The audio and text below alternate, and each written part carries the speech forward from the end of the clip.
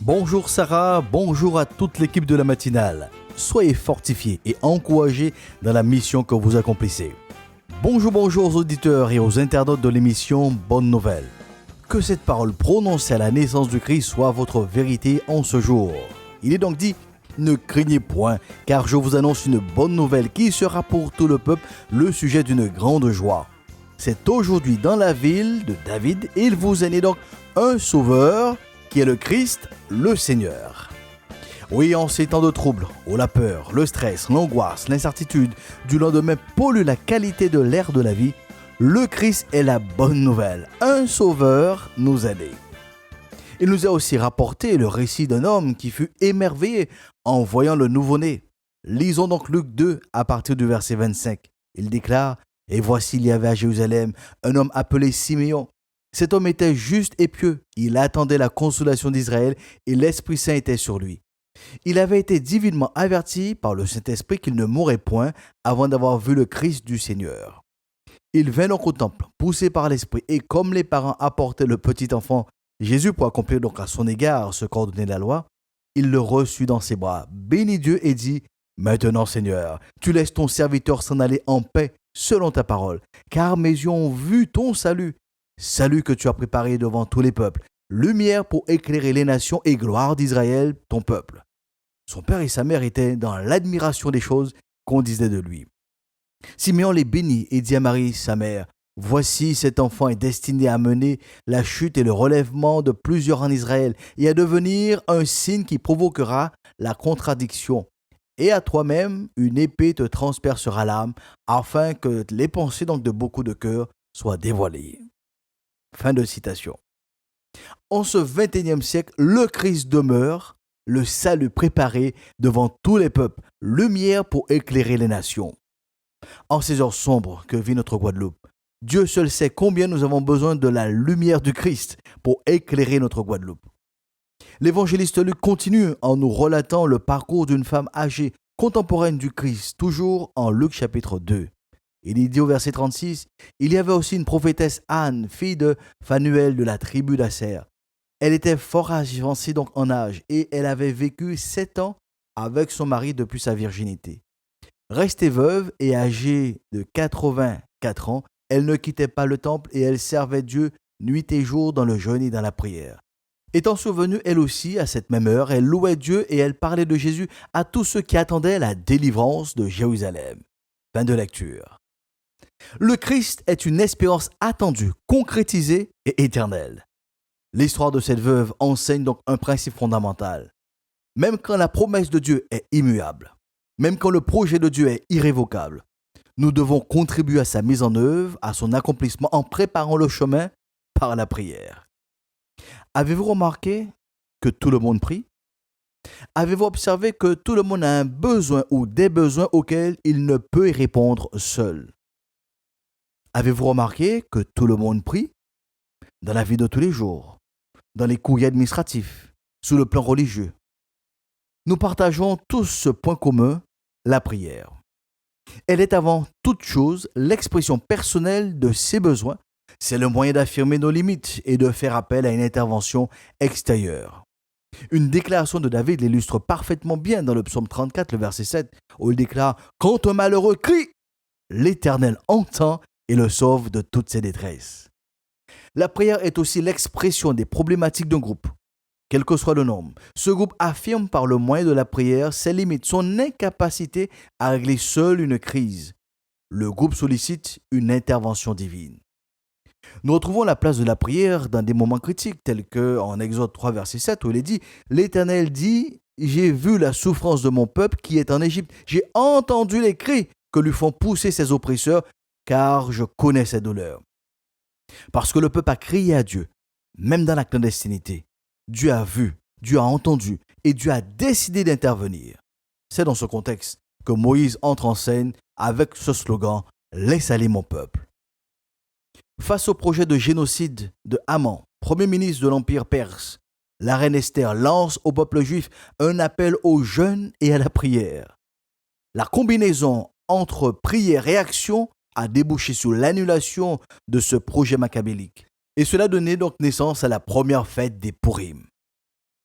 L'histoire de Ninive est marquée par le passage du prophète Jonas, avertissant du jugement divin, selon Genèse chapitre 2, où il déclare « La parole fut adressée à Jonas une seconde fois en ces mots. Lève-toi, va à Ninive, la grande ville, et proclame-y la publication que je t'ordonne. » Et Jonas se leva et alla donc à Ninive selon la parole de l'Éternel. Or, Ninive était une très grande ville de 3 jours de marche. Jonas fit d'abord dans la ville, et bien donc une journée de marche. Il criait et disait « Encore 40 jours et Ninive est détruite. » Les gens de Ninive crurent à Dieu. Ils publièrent donc un jeûne et se revêtirent de sacs, depuis le plus grand jusqu'au plus petit. La chose parvint donc au roi de Ninive. Il se leva de son trône, ôta son manteau, se couvrit d'un sac et s'assit sur la cendre. Et il fit faire donc dans Ninive cette publication, par ordre du roi et de ses grands, que les hommes et les bêtes, les bœufs et les brebis ne goûtent de rien, ne pèsent point, ne boivent point d'eau. Que les hommes et les bêtes soient couverts de sacs, qu'ils crient à Dieu avec force et qu'ils reviennent tous de leur mauvaise voie, des actes de violence dont leurs mains sont coupables.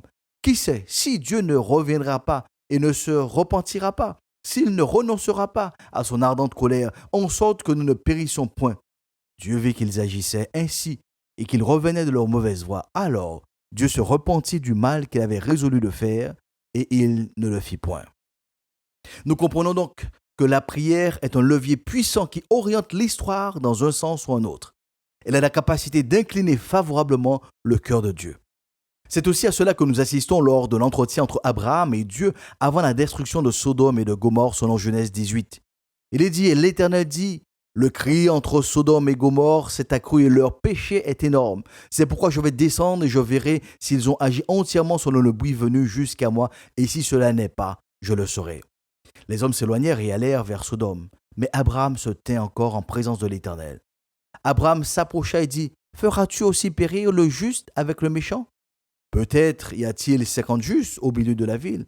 Les feras-tu périr? Aussi ne pardonneras-tu pas à la ville à cause des 50 justes qui sont au milieu d'elle?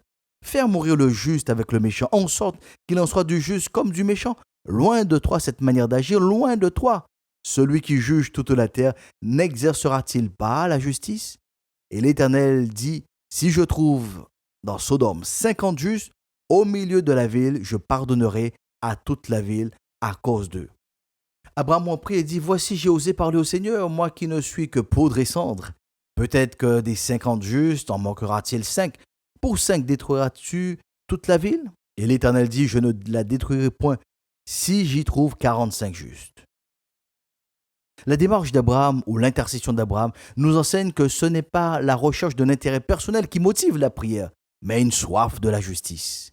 Comme le Christ l'a enseigné dans les Béatitudes, « Heureux ceux qui ont faim et soif de la justice, car ils seront rassasiés. » Madame, monsieur, chers auditeurs, chers internautes, avez-vous faim et soif de la justice pour la Guadeloupe?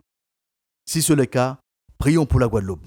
D'où que vous soyez, en Guadeloupe ou au bout du monde, en voiture ou même couché sous le lit de douleur, prions pour la Guadeloupe.